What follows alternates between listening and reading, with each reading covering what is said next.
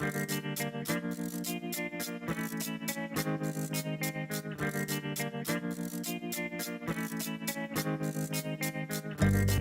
this is Michael Emery. Thanks for tuning into the Slow Baja. This podcast is powered by Tequila Fortaleza, handmade in small batches, and hands down, my favorite tequila. Hey, I want to tell you about your new must-have accessory for your next Baja trip. Benchmark Maps has released a beautiful, beautiful Baja California Road and Recreation Atlas. It's a 72-page large format book of detailed maps and recreation guides that makes the perfect planning tool for exploring Baja. Pick yours up at benchmarkmaps.com. Hey, this is Michael Emery at Slow Baja, and I am on a Zoom call today with Ron Gomez Hoff. He's in San Quintin. It's a little garbled. We're going to talk about how he got to Baja, how he met his wife, and how he, when he's not fishing, he manages to be the admin for Talk Baja. So, Ron, take it away. Good morning. Listen, I appreciate you inviting me on, Michael. And just to be clear, my legal name is Ron Hoff, but everybody here calls me Ron Gomez Hoff, and I have my wife to blame for that. She stuck me with the Gomez nickname in a cooking class when we met in Tijuana about 16 plus years ago. And so I decided just to add the Gomez onto my name on Facebook, and it stuck. And it's a funny story because we'll be in town and we'll be shopping. My wife, she doesn't call me Ron, she calls me Gomez. And so we'll be shopping and people see me, and when they see that I answer to the name Gomez, it turns a lot of heads. Well, I hope Gomez is a term of endearment there. It is. Good. Hey, so doing some research on you, how did you get from trained nuclear power plant operator to oil and gas guy to Baja? How did that whole plan in a couple of minutes play out? Okay, well, I'll try to give you the condensed version.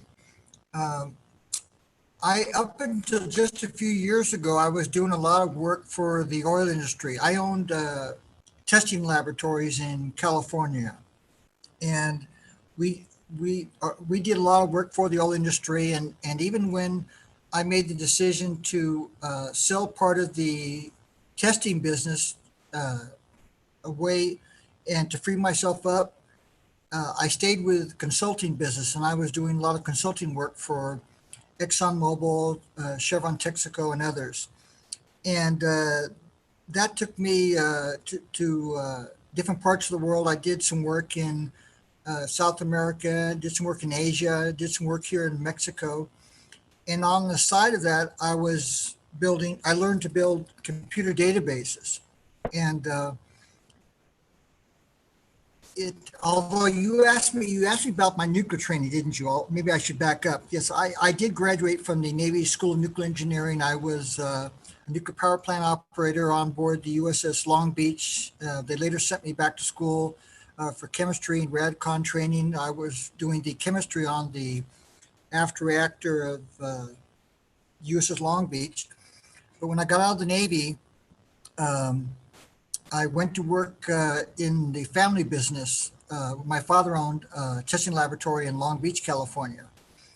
And he passed away in 1988 from cancer. And I took over the business and expanded that. We opened up laboratories on the coast and up in Bakersfield, which Bakersfield would become our main office later. And we took the lab to full environmental certification, doing drinking water, wastewater, hazardous waste, air emissions testing beyond just the oil industry.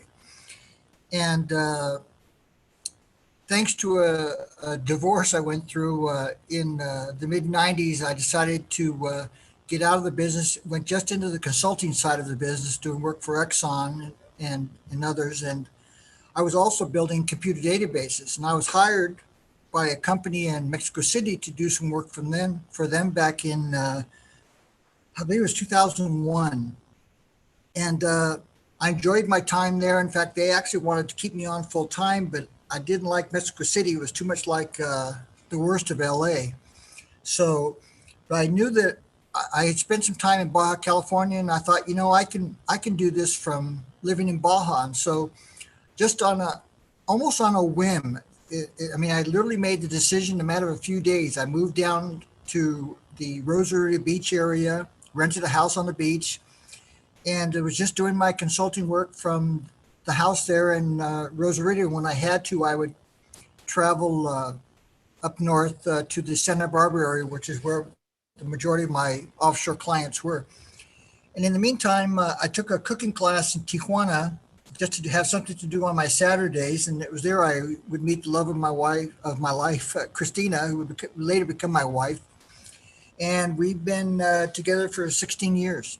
And we were going to build a house outside of Rosarito, but then we thought about it. We decided maybe we wanted to move a little bit further south. So we spent our weekends exploring the coastline, moving south from Ensenada. We first looked at Indida and parts south. And when we got here to the San Quintin area, we found a few areas that we liked, and we liked the sense of the feeling of the community here. But when we stumbled onto La Chorera, it's a little small fishing village, about 15 miles, less than that, about 12 miles west of San Quintin here on the coast, fronting San Martin Island. We just fell in love with this area, just with the volcanoes behind us, and the coastline here is sandy beaches intertwined between lots and lots of tide pools, and we just love the look and feel of this area. And so I found out who owned the land here, made a deal with him, got some property, and we built our house here, and we've been here since 2008. Well, let me stop you there. You can get a sip of coffee and take a breath, but you've become quite a cheerleader for that town. And I'm wondering, it seems to me, not having seen it in 20 years, it seems to me that it's a very slow Baja kind of place. It seems like the pace of life and the people are quite slow, kind, and friendly. And are you worried about I hate to say ruining that, but do you have any concerns with your cheerleading for your town? No, because when I felt you touched on a lot of what we fell in love with down here. San Quintin it's a farming community that also has its problems like any other growing town of this size. But what keeps San Quintin is the people here. They are some of the most decent people I have ever met in my life. When we first bought land here and we were starting to build, it was amazing. We would go into the stores, and when they figured out that you're actually building here, I had instant credit. They just said, Ron, just sign for it. At month's end, you can come in and we'll settle up. And that amazed me, because who does that today? But I literally would run up $10,000, $15,000 bills in some stores in 1 month, and they just never blinked an eye. And these guys didn't know me. They just met me months before, and here they are giving me thousands of dollars in credit. But what it did, though, is it created a relationship between us and this community that I've never experienced before in my life. We don't feel like foreigners. Although my wife is a Mexican citizen, she's from Nayarit. We feel like we've always lived here in San Quintin. We feel like we are natives of this area. The people here make you feel like you belong here, and it's something that too many people don't get to see here in San Quintin, because they see San Quintin as just a place to stop and get gas or a roadside taco, or maybe spend an overnight on your way north or south. Yeah, And you really don't get to appreciate what this community really is. The heart of San Quintin is not on the Transpeninsula Highway. It's off the highway. And you need to spend time here to really get to know it. And what I've done here in promoting this area, I'd like to believe I've really helped this area, and I do believe so because I get a lot of feedback from the people here and the businesses here, and they tell me that they appreciate my work because San Quintin, because the heart of San Quintin is not on the highway. Uh, any development here is not going to change what this region really is. Right. Yeah, I think that's the most important thing is geographically, it's just a little bit out of the way, but just a little bit out of the way. And that's what's keeping it beautiful, I guess. Can you take me back to Ron? Did you grow up with the love of Baja? Where did Baja come into your life? As a young boy, um, we had made several trips growing up, mainly to Tijuana, a couple times to Ensenada. But what really gelled it for me was when I believe I was 13 years old. Um, I was a member of a Boy Scout troop in Long Beach, California, and our scoutmaster, a man by the name of Bruce Barron, he was a geologist who worked for my father, actually. Uh, the guy was just amazing, and he took a subgroup of our troop. I think, we were probably 8 of us. We made a trip down here for, I believe it was 8 or 9 days. Uh, that was back in, that would have been, I'm going to date myself here, back in 1968. And we spent a week down here. We started hitting the coast south of Ensenada, and I believe at Puerto Santo Tomas, at La Bocana. We started there, and we were driving this. He was in this old Suburban, and he had another guy in a Jeep following, and they were pulling a trailer with some small motorcycles, some surfing gear, fishing gear, everything we needed for our adventure. And we just started exploring the coastline from La Bocana south, moving south, and I believe we ended up at Arendira. But over that week, 8 days time, we had so many incredible adventures. Uh, I mean, the things that I experienced that week that I still remember fondly today, and that's what was the real seed for me is in that I wanted one day to get back to this place, and so I made it happen. Are you still amazed that, having grown up in Southern California, I don't know what the current population is. It's 20 plus million people in Southern California, I think. Are you amazed at how quiet and how desolate and how rapidly you can find that in Baja, just a half hour, 45 minutes south of the border? Oh, it's amazing. In fact, it happens to me every time. Every time I cross the border heading south, I I just can't help it. You breathe a sigh of relief. It's like you take a burden off you. It's just a feeling that I can't compare to anything else. Today I will turn 65 years old here in about a little over a week, Mike, and today I can honestly say I feel younger today than when I was 40 years old. It's just I can't explain it. What this place does to you, it is something really, really magical. Well, it sounds like you've found that fountain of youth, which is good, clean living and great community and sun and sea. And so here, and congratulations and happy birthday. And I hope on my next trip down, I get to pour a shot of tequila Fortaleza for you and Yeho, since you're officially old, even though you're super young. And we can celebrate in person. Hey, do you have can you tell the folks listening on Slow Baja a little bit about your area? I'm not sure that everybody knows the history of the San Quintin area. And then I think the most interesting thing there is the weather. I'm a San Franciscan and like my fog, but can you talk about that a little bit?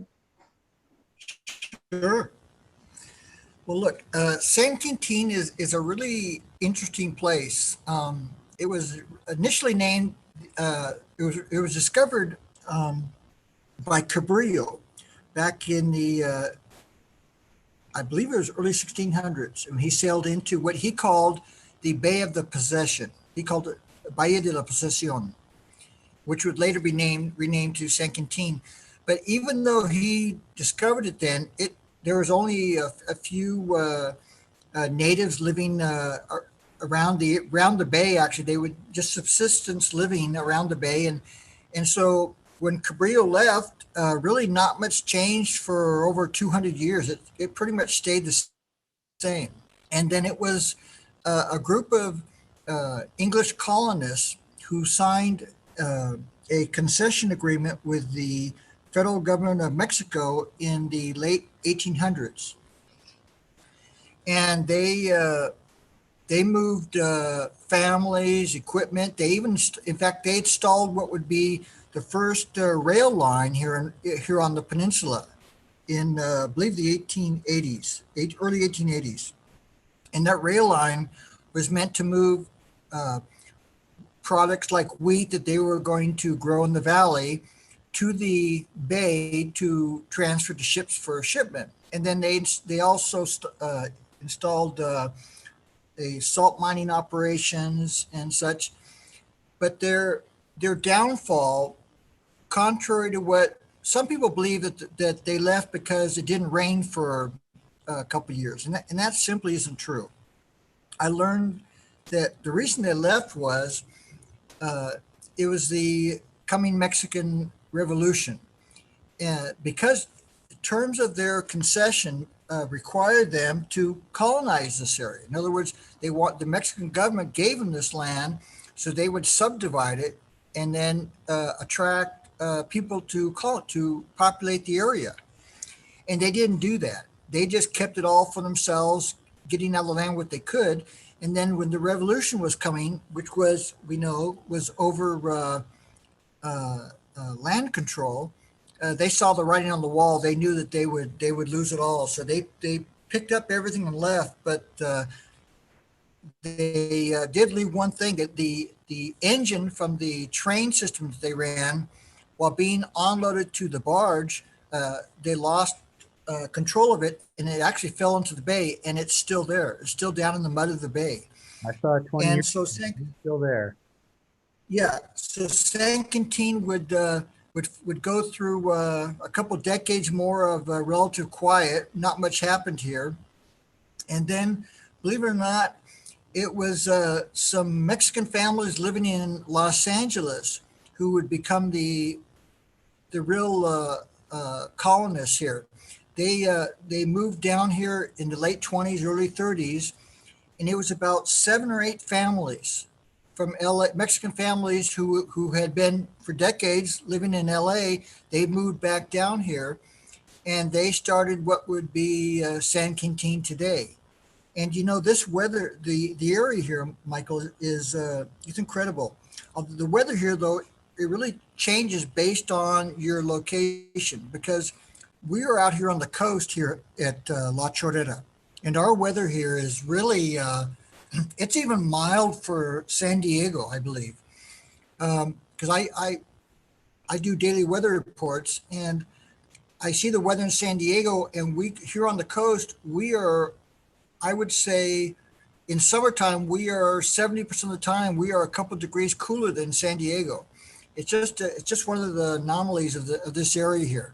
However, in the valley, on the other side of the volcanoes, it can get a little warmer. But it's in the valley, it's relatively dry, warm in summer, and cool in winters. But here on the coast, it's incredible weather.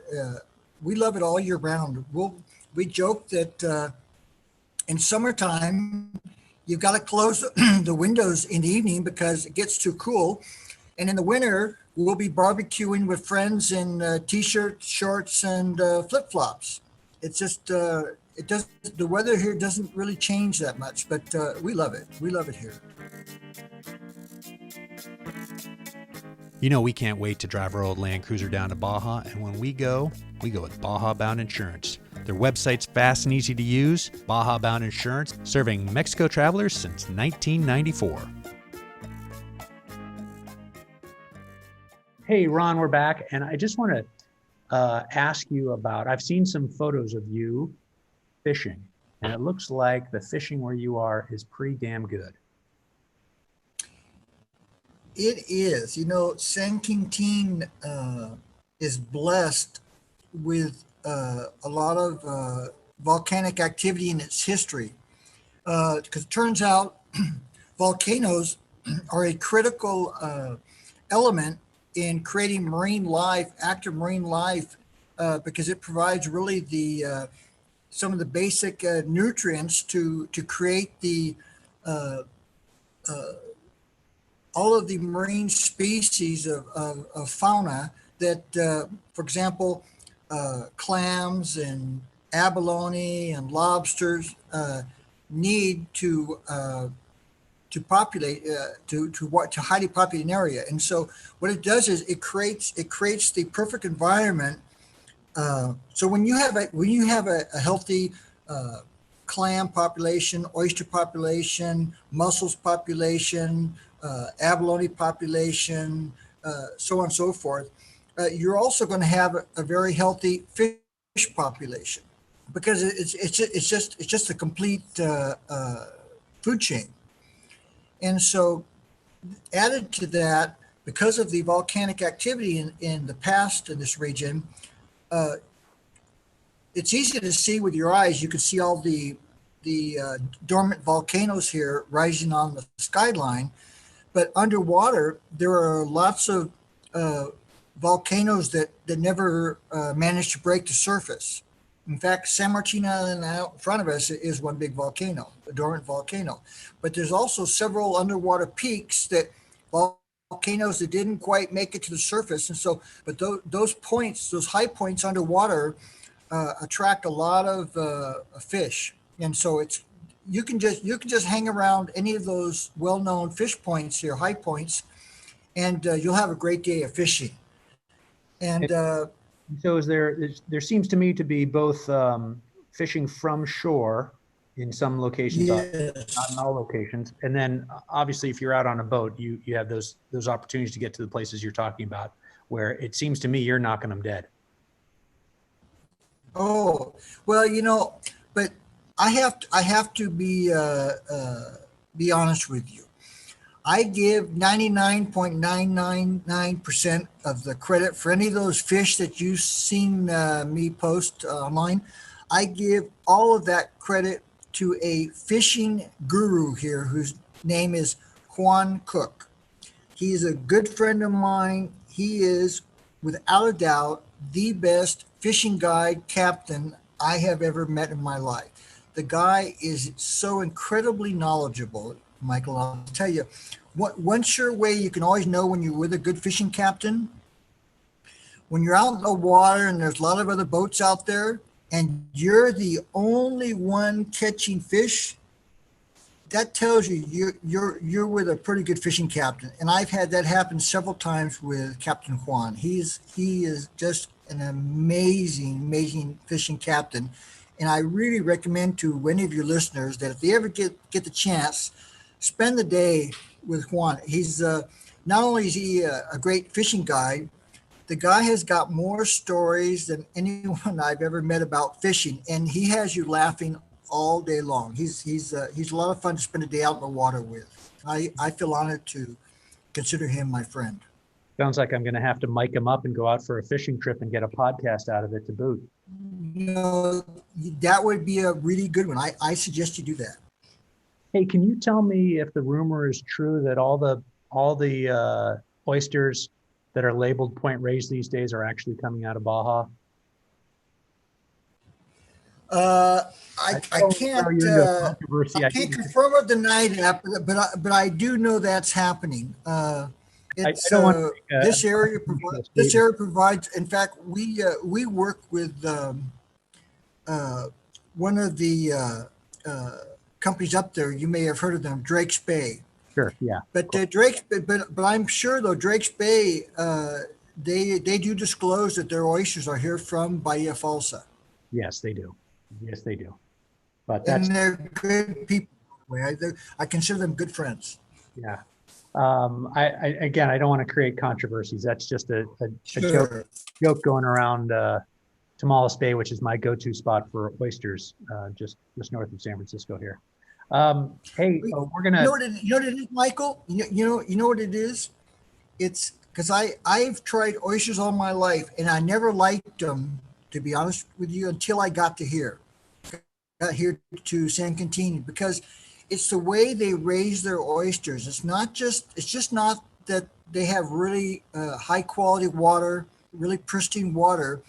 The fact that their oysters never touch the bay floor, because my experience has been, and I've even gotten oyster connoisseurs to admit this to me, that when you eat oysters from other areas, they'll admit to you that afterwards is always even if it's just a slight, there's a aftertaste. You feel of like mud in your mouth. It's the mud on the bay floor. The oysters here never touch the bay floor, and because oysters are filterers, they're bivalves. When you grow oysters laying on the bottom of the bay, when they're filtering mud 24 hours a day for a year and a half, 2 years, you're going to get some of that taste on the oysters.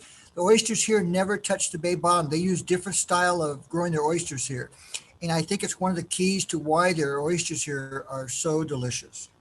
There's something, we're going to stay on this here, but I'd really love to get your opinion living there.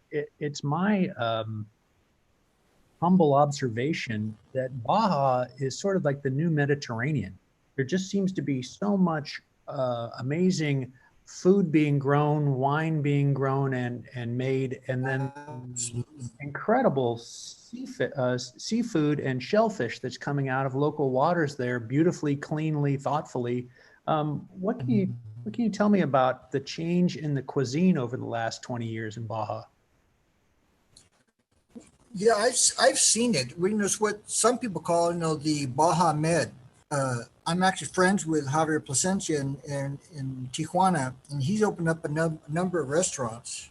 And it is, I actually think he's been one of the pioneers leading that change. He didn't do it obviously all on his own, but there has been actually a real trend in it's a growing trend in this new type of cuisine, and I love it because I spent time on the mainland in Mexico. And while there are some dishes here that are similar or the same as mainland, there's a lot of food you eat here that is just not, you won't find it on the mainland. And I am really enjoying this time period because I've seen a lot of it happening in, for example, Guadalupe Valley, Valle of Guadalupe. But it's also, you're seeing in other areas like here in San Quintin, we've got a number of I think, really high-end restaurants that are starting to incorporate this type of cuisine into their menus as well, and I love it. I absolutely love it. In fact, here in La Chorera, just in this last year, we have had, let me think, we've had probably 6 small open-air restaurants open up here down on the beach areas, and just serving just fresh seafood that's, literally right out of the sea. And they are not just selling fish tacos. They're starting to experiment with some of these types of plates and dishes. And I find it fascinating. And I consider myself fortunate that I can try any of those just walking distance from my home. Well, following up on that good fortune that you found yourself in and your fountain of youth that you've discovered, do you have any advice for folks who might be considering making the move, jumping out of the rat race, retiring to Baja, what have you, and not doing the sort of more traditional stuff, that you passed by to find your spot in La Chorera? Well, absolutely. I made the move down here when I was still working, and it was challenging, but I made it work. And I know a lot of other people who have done the same. But today, Michael, I really believe this is the perfect time. You don't need to wait for retirement. because what the pandemic has done, it's created so many new opportunities to work online that with a good internet connection, you literally can live just about anywhere you want in the world and work. And so you don't need to just wait for retirement. You can you can make the move today if you can find a job opportunity that allow you to work online, or at least most of your time online. I think those opportunities today are better than ever in our history. But for retirees, my God, I just don't see what the attraction could be apart from the need to want to be close to your kids or grandkids, and I understand that. But here in especially in this region, we're in northern Baja. Even if your grandkids are, like mine are in my grandson's in Bakersfield, and still that's less than a day's drive. Or what we do is we often will meet in San Diego, things like that. But my God, life here in retirement, it's like heaven. I mean, I just can't understand any other rationale beyond just wanting to be close to your kids, and I understand that. But if you can find a way to make it work with your kids and grandkids and still live down here, I wouldn't give it a second thought. Your money goes a lot farther. You can afford to live in a place that you could never afford in the United States. And then the lifestyle here, it's really what I think most people envision their retirement to be. It's slower, it's kickback. You have time for friends down here, which you never seem to have time for friends in up in north of the border. You're just always too busy. Here, you always have time to spend with good friends, and I just couldn't imagine living anywhere else. Yeah, and so, on that note, I always like to ask people on the Talking on Slow Baja to explain Baja to people who haven't been there and explain the people of Baja. And I think you just touched on that a little, and I'd love for you to elaborate on that. The people and the making time for friendships and conversation and enjoying the smaller moments, whether it's a cold beer or a sip of tequila or an opportunity to grab a taco or what have you. Can you just unwind that a little bit, and then we'll wrap up here. Sure. You know, it's so true, Michael. I don't I don't know how else to best explain it than just to give you a good example. When I was working up in California, and you'd run across a friend in the grocery store at Home Depot somewhere, and you'd say, we got to get together. Yeah, let's do a barbecue sometime. And so you both get out your phones, and you start looking through your calendars, and gee, we're in May. I might have something open, a weekend open in July maybe, or August. We can do it because it just seems like in the U.S. today, with people's busy lives and their kids have busy lives, it's just hard to schedule anything. Here just last week, I ran across two friends at the hardware store. This was probably about 9:30 in the morning. And at 1 that afternoon, they were at my house, and they had probably brought 8 more friends. And so by 1 o'clock, we had a full-fledged barbecue going on that lasted till about 10 that night. And that was the same day in just a couple of hours, and that's not unusual, Mike. That's something that it just goes with the lifestyle here. You always have time for friends, and people here, they they make their friendships a real priority in their lives, and they see their friends as an extension of their families, and they give them the time and priority that they deserve. And I love that, and it reflects in, you see that reflect in the feeling of this community and the lifestyle here. One of the things that I love about San Quintin. All right. Well, we're going to wrap it up, Ron, but I appreciate you making some time. People can find you at Talk Baja, which we didn't even talk about today. Talk Baja on Facebook, correct? Yes. Yeah, we're on Sorry, that's Facebook. We also have the talkbaja.com website, which we're starting to build more. But we actually have a lot of other subgroups and pages, and we can talk about that another time, because I'd love to talk to you about a new project I'm working on, which is the San Quintin travel guide, because San Quintin just became a municipality, and they've actually asked me to help them build the travel guide. And so it's a project I'm really excited about, but we can do that on another show. Yeah, well, San Quintin is slow Baja AF, as the kids say. You've hired Dante Huerta, which I think will be great help to you. And I do want to talk to you about your other pages and other areas that you're helping to shed a little light on, because Catavina is a place that I love, and I'm looking to you to show me where I need to spend some time in my old Land Cruiser.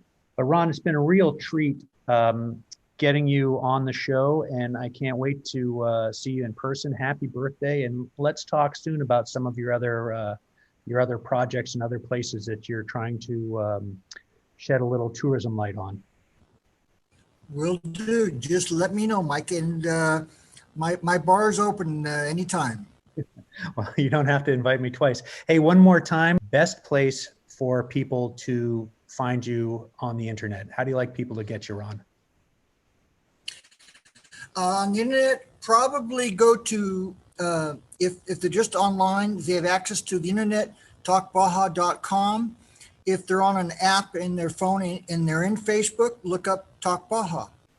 Talk Baja on Facebook, 55,000 people strong. You can find Ron right there at the top. He's easy to reach, and he will get back to you. So, hey, Ron Gomez Hoff, thank you so much for spending some time with Slow Baja today.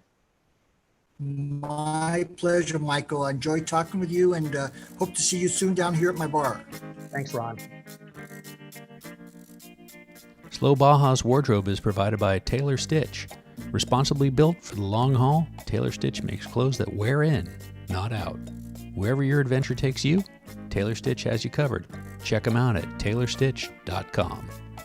Hey, you guys know what to do. Please help us by subscribing, sharing, rating, all that stuff. And if you missed anything, you can find the links in the show notes at slowbaja.com. I'll be back before you know it, and if you want to receive notices on new episodes, please follow Slow Baja on Instagram, Twitter, and Facebook for you old folks.